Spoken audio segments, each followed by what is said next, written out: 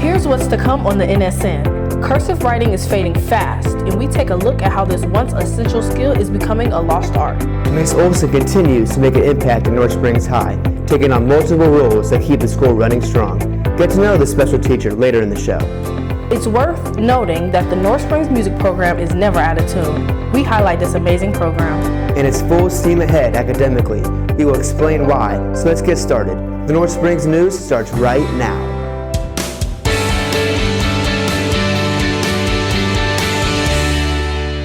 Thanks for tuning in to the NSN. I'm Graham. And I'm Deja.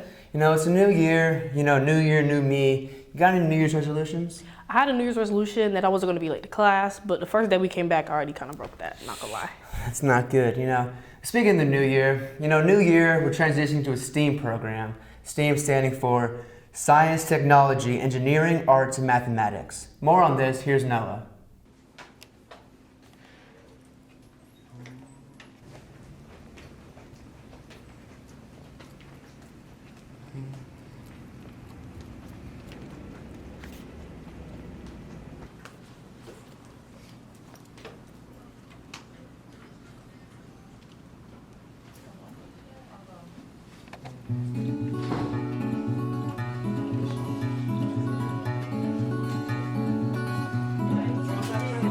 Sitting in the back seat of my car with my arms around Students gain a lot of skills because they're integrating different subject areas, and some students that maybe are accustomed to one core content area. We're going to understand the problem and from all of the different angles that that problem has. And you try something, see what happens. Try something else, try to see what happens then.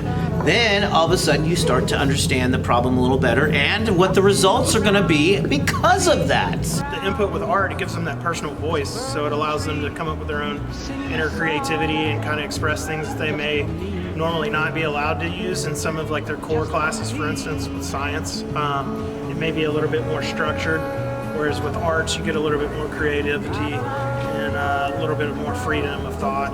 Our job as educators is to show you what your options are within our fields. So making sure you know if you're studying chemistry, what kind of job you can have. If you're studying biology, what kind of job you can have. And then looking at things like, if you are even something like cosmetology, how are you using chemistry specifically in something like designing someone's new hairstyle? So there are all these connections that we have the responsibility of making for our students. Thanks, Noah. The STEAM program comes with a lot of creativity. Like music, North Springs High School has an amazing music program, and Angel, Christian, and Brian will inform you about that a little bit more. North Springs has a lot of classes for students to take. One of those classes being music. Today, we're going to highlight the students and teachers that all take that class.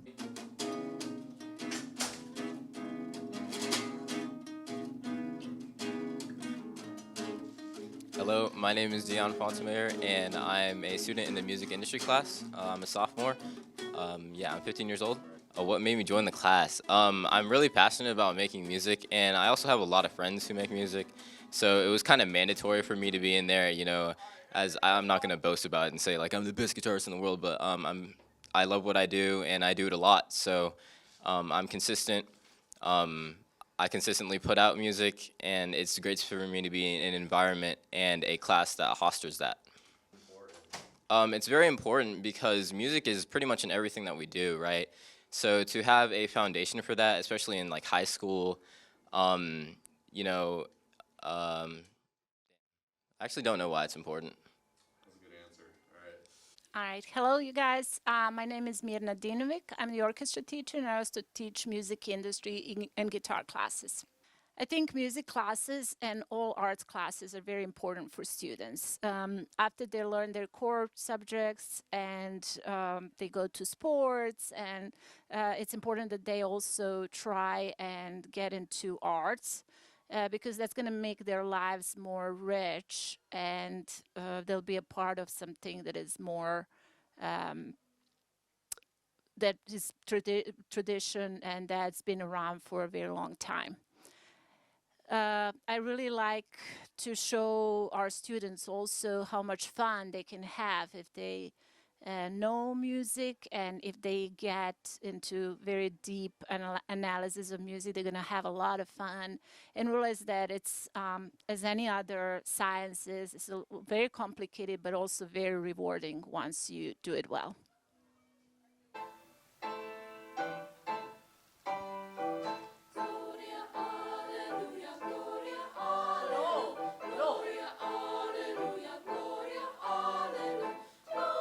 Hi, I'm Lexi Stevens. I'm a junior at North Springs High School, and I'm in the chorus, music industry, and AP Music Theory class.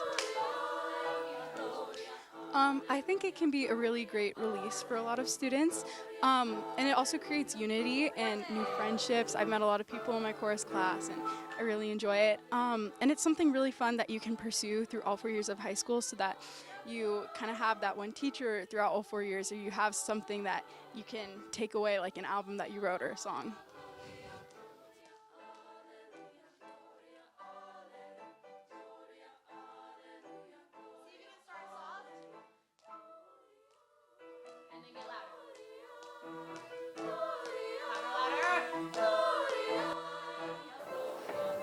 Hi, I'm Jessie Gilbert. I'm the teacher of chorus and piano and AP Music Theory.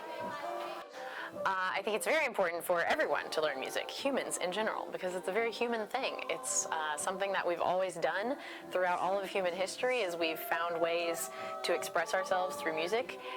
And as students, it gives you another way of thinking and processing things in ways that you don't do in your other classes. So you're still learning a lot and growing as a person, but you're doing so through the arts and through music.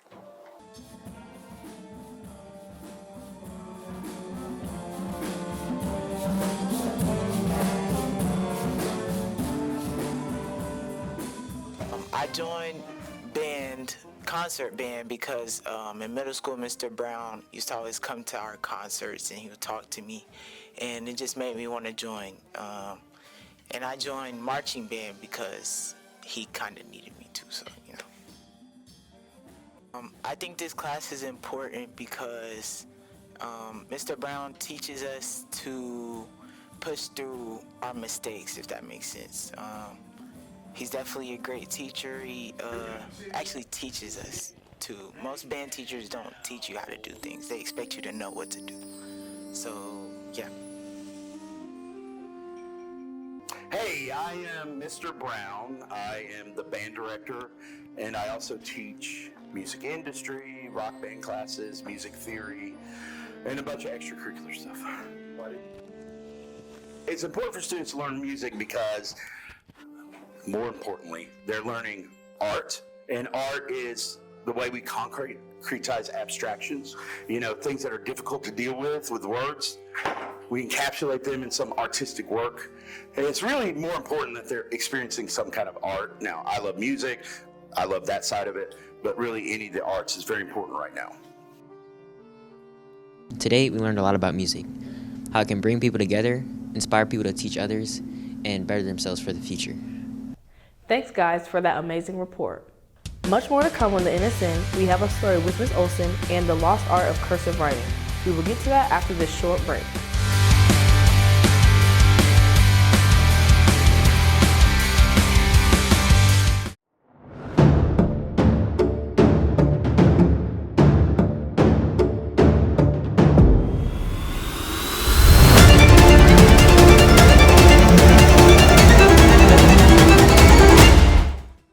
Everyone has a ritual, that small thing we do to keep us focused.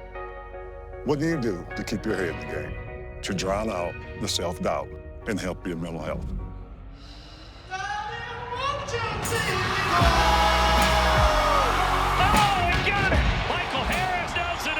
Because being the best isn't just about taking care of your body. It's about taking care of your mind and mental health. Find the resources you need to keep your mental health a priority. Welcome back to the NSN. I loved that shot of downtown Atlanta, and I love going down there and writing students. Here at North Springs High School, we have wonderful teachers and staff, but there's one that stands out the most. Scott got a chance to sit down with Ms. Olson to figure out why she's so special. Hello, my name is Scott Hopkins, reporting from North Springs News. Today I'm here with Miss Olson. Could you tell us a little bit about yourself? Hi, my name is Kelly Olson, and I am the department head of social studies at North Springs High School and the Freshman Academy lead teacher, and I've been here since 2013. And this is my 27th year teaching. What are some of the clubs you offer for students here at North Springs? So when I first started teaching here, Miss Kaminsky was across the hall from me, and she said, I need you to take over Model UN. So I did that. I did it in high school, but I was not very good at it. But it's a student-led organization, so they do a great job and they lead themselves. A few years after that, I had 3 children that were going to come to North Springs, and we were part of the Methodist Church. And when I was a kid, we did Young Life. I did Young Life, and so I wanted to bring Young Life to North Springs, and so we did that. And I'm the sponsor for that. And then during COVID, there was a lot of issues with getting food to people who were having food insecurities, and so a program started called the Sandwich Project, and they came to us and asked if North Springs could make sandwiches every week and use it for community service hours. So we did that and joined the Sandwich Project. And then finally, Freshman 15, I'm in charge of that, and that is to get freshmen to get more involved. The second they walk on campus, it gives them incentive to, come to study sessions, get dressed for homecoming, and get involved in the community. And they get community service hours for that. It's great that you're so involved. What skills do you want to teach your students, and why is it so important for them to learn? So I would have to say the thing about school is that it's got a bad rap. And a lot of times, people think that the stuff they learn in school isn't going to be valuable. I just want kids to be better today than they were yesterday. I want them to be the best version of themselves that they can possibly be. So being kind to people is very important. Having empathy for people and seeing yourself in the world is very important. So learning about the people around you, learning about the people within your world and outside of your world is really important to me. So you can really kind of discover who you are and what your skills and talents are. So I would say that, but then let's just be real. They need to take academic classes. And so if you're an AP Hug, you gotta know how to take notes, because Mr. Day is going to crush you when he does the questions that he does, and from day one. And so you need to learn how to be able to read. You need to learn how to be able to read for discernment. You need to know how to take notes. So those are the kind of the basic skills that I wanna make sure my students know how to do. But bottom line, I just want people to be kind to each other and be able to be respectful of the world they live in. Be better humans. Although superheroes aren't real, Miss Olson's about as close as we're going to get to one here at North Springs. With that being said, let's send it back to Graham and Deja at the studio. Thanks, Scott. Coming from 2 years of her class, I've definitely learned a lot. But I bet you she didn't teach you cursive writing, because nobody teaches that anymore. More on this, here's Dacrid, Bradley, and Jaden. Hi guys, it's Dacrid back with the North Springs News. Today we're going to be talking about an interesting topic. Like in today's digital world, most students type more than they write. But a skill many people thought was gone for good is coming back. Cursive handwriting, once removed from school standards, is now required again in dozens of states. So you may be asking, so does cursive still matter in classrooms today? Well, we'll find out in NSN. Let's go. Okay, today I'm here with Arnie. Okay, Arnie, where are you from? I'm from Germany. Okay, so in Germany, were you taught cursive in elementary school? Yes, we learned that in like 3rd grade, and we started like combining 2 letters and the O's merged into whole words. Wow, very interesting. I think I want to learn cursive now. Next question. Was cursive something you use every day, or is it something you learned once? Like my handwriting after I learned that merged into a mix out of cursive and normal handwriting. Wow, so you don't use cursive anymore? I use certain elements of cursive, but not my whole handwriting, no. Okay, understood. Final question. After coming to the school in the U.S., what differences do you see and notice in students' handwriting? That's an interesting question, actually, because I would say there's a wide span between very, very bad and very, very good handwriting. And I've seen a lot, but I would say in Germany it's more like concentrated. Everyone has a similar good or bad handwriting. Wow, I mean, your handwriting sucks, but it doesn't matter. Thank you, Arnie. Okay, so here I'm here with Coach Howell. Okay, Coach Howell, are you a literature teacher? I am, yes. I teach 10th grade and 9th grade English. Okay, interesting. So, when you were a student, how was cursive taught to you? We were taught and shown like the movements, how to make the certain letters, how to loops and curves, and then lots of practice. Is it more popular today now or no? No, cursive was taken out of curriculums, and so kids were not taught it. Wow, very cool. Okay, now second question. Do you see a difference between students' handwriting and reading because cursive isn't emphasized as much? Absolutely. Handwriting is atrocious these days, and if they were taught cursive early on, they would have a lot better fine motor skills with their writing and a lot better control over the pencil, and handwriting would be a lot better overall. I agree. Some students nowadays have horrible handwriting. Okay, final question. From a literature's perspective, do you think cursive still values students today?